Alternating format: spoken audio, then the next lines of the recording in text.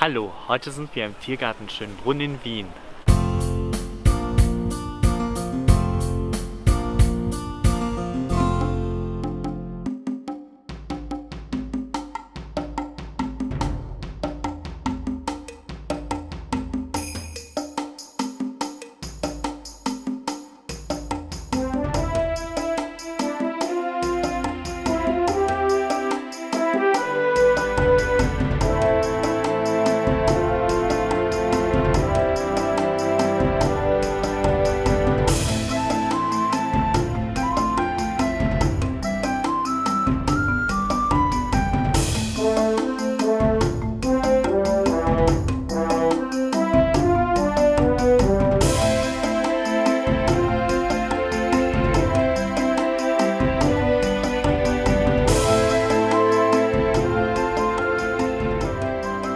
Wir haben bei unseren Netzgiraffen ein Jungtier, das im Jänner auf die Welt gekommen ist.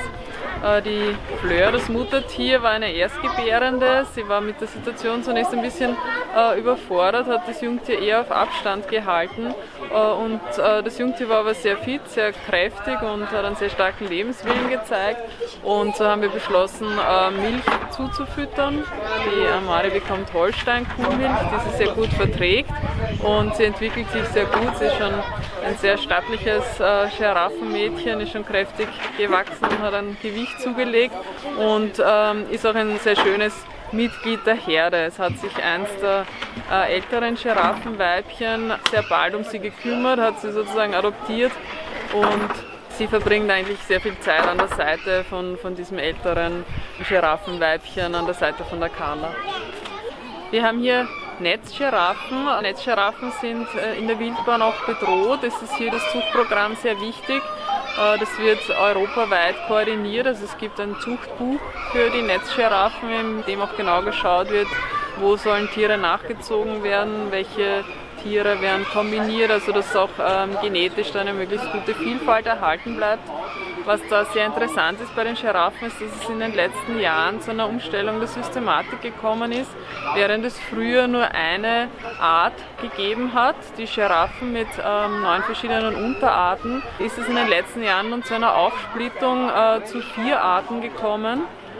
Und das bedeutet aber dann natürlich auch fürs Zuchtbuch einiges an Umstellung, einiges an Reorganisation.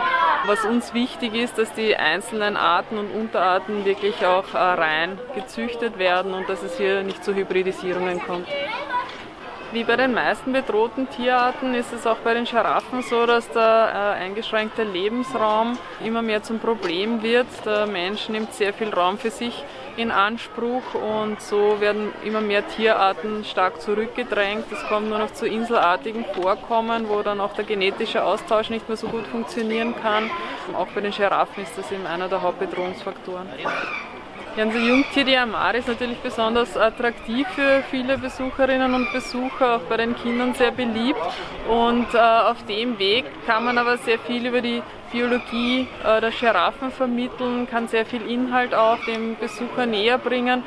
Es ist da auch immer ganz wichtig, die Menschen zunächst einmal emotional zu packen und dann auch im Weiteren Inhalte zu vermitteln. Bleibt es nur bei den trockenen Inhalten, dann merkt man sich das nicht so gut, dann ist man nicht so mit Gefühl, mit Herz dabei. Und auf dem Weg mit so einem Jungtier wie der Amari gelingt es wirklich sehr gut. Sie ist ein sehr toller Botschafter für die Giraffen, denke ich. Netzgiraffen sind nach der neuen Systematik eine eigene Art. Sie sind im Vergleich zu etwa Maasai-Giraffen etwas kleiner, erreichen auch nicht die Gewichte, wie andere Giraffenarten oder Unterarten erreichen können. Ganz typisch für sie ist aber auch die Zeichnung, die so netzartig aussieht. Man sieht gewisse Unterschiede auch bei unseren Individuen. Es ist jede Giraffenzeichnung individuell wirklich einzigartig, also das ist wie ein Fingerabdruck. Aber typisch für die Netzgiraffen ist eben diese klare Abgrenzung der braunen Felder und dass es eben so aussieht, als wäre ein Netz übers Tier gelegt.